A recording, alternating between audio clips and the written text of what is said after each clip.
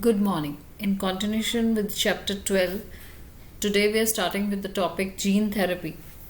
Now, if a person is born with a hereditary disease, can a corrective therapy be taken for such a disease? So, gene therapy is an attempt to do this. Gene therapy is a collection of methods. Gene therapy is the collection of methods that allows correction of gene defects that has been diagnosed in a child or an embryo.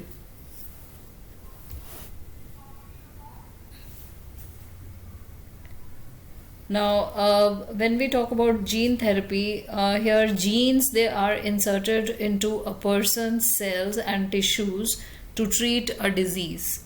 Correction of a genetic defect involves delivery of a normal gene into an individual or embryo to take over the functions and the non-functional, and it compensate for the non-functional gene. So the first clinical gene therapy was given in 1990 to a 4-year-old girl with adenosine deaminase deficiency. This enzyme is crucial for the immune system to function. So the disorder is caused due to the deletion of the gene for adenosine deaminase. In some children, ADA deficiency can be cured by bone marrow transplant, and in others it can be treated by enzyme replacement therapy, in which functional ADA is given in the patient by injection. But the problem with both of these approaches is that they are not completely curable. As a first step towards gene therapy, lymphocytes from the blood of the patient, they are grown in a culture outside the body. So a functional ADA complementary DNA using a retroviral vector is then introduced into these lymphocytes, which are subsequently returned to the patient. However, as these cells are not immortal and the patient requires periodic infusion of such genetically engineered lymphocytes, so if the gene isolated from the bone marrow cells producing ADA is introduced into the cells of the early embryonic stage, it could be a permanent cure.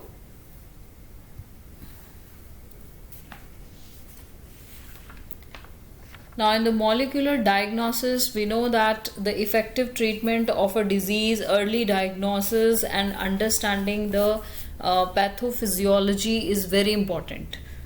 Using conventional methods of diagnosis, serum and urine analysis, etc., early detection analysis is generally done, and early detection is not possible.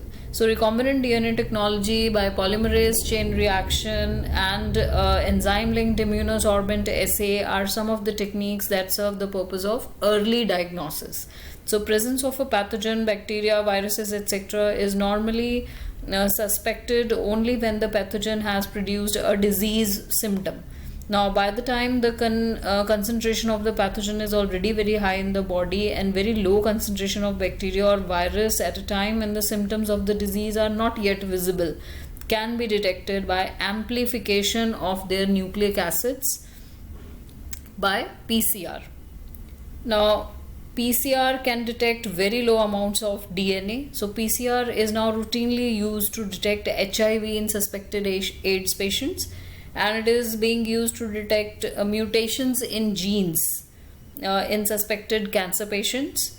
It is also a powerful technique to identify many other genetic disorders.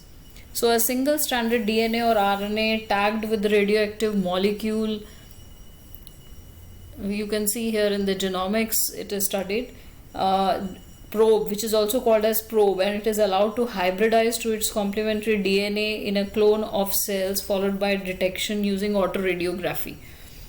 Here the clone having the mutated gene will hence not appear in the photographic film because the probe will not have complementarity with the mutated gene.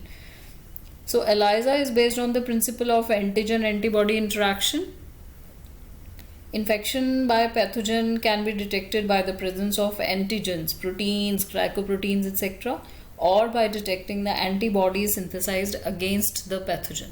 So this is the old way of diagnosis, and here we can see the new way of diagnosis with the help of various biotechnological techniques. Transgenic animals, animals that have had their DNA manipulated to possess and express an extra foreign gene, they are known as transgenic animals. So transgenic rats, rabbits, pigs, sheep, cows and fish, they have been produced. 95% of all existing transgenic animals, they are mice.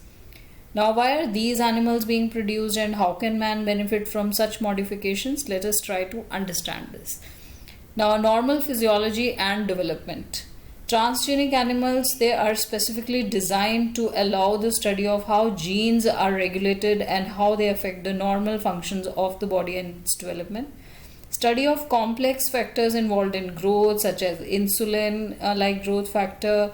By introducing gene from other species and alter the formation of this factor and studying the biological effects, information is obtained about the biological role of factors in the body.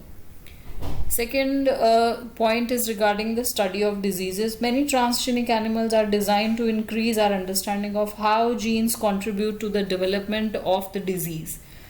These are specially made to serve the models for human disease so that investigation of new treatments or diseases is made possible. Today, transgenic models exist for many human diseases such as cancer, cystic fibrosis, rheumatoid arthritis and Alzheimer's.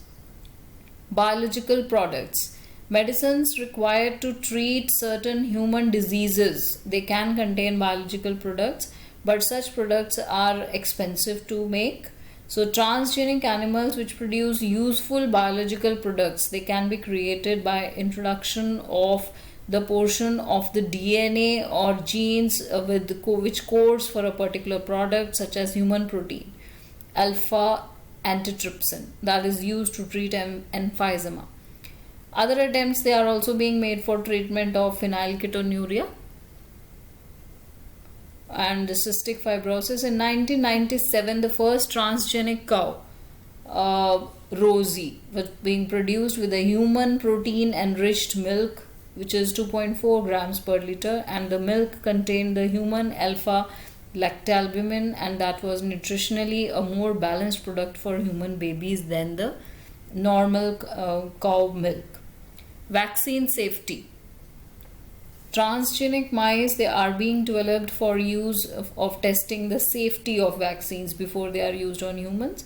Transgenic mice, they are being used to test the safety of polio vaccine. Now, if successful and found to be reliable, they could replace the use of monkeys to test the safety of batches of the vaccine. Now, chemical safety testing. Now, this is known as toxicity or safety testing. The procedure is the same as that used for testing toxicity of drugs. Transgenic animals, they are made that carry genes which make them more sensitive or toxic substances than non-transgenic animals. They are then exposed to the toxic substances and the effect studied. Toxicity testing in such animals will allow us to obtain results in less time. That is all for today. Thank you.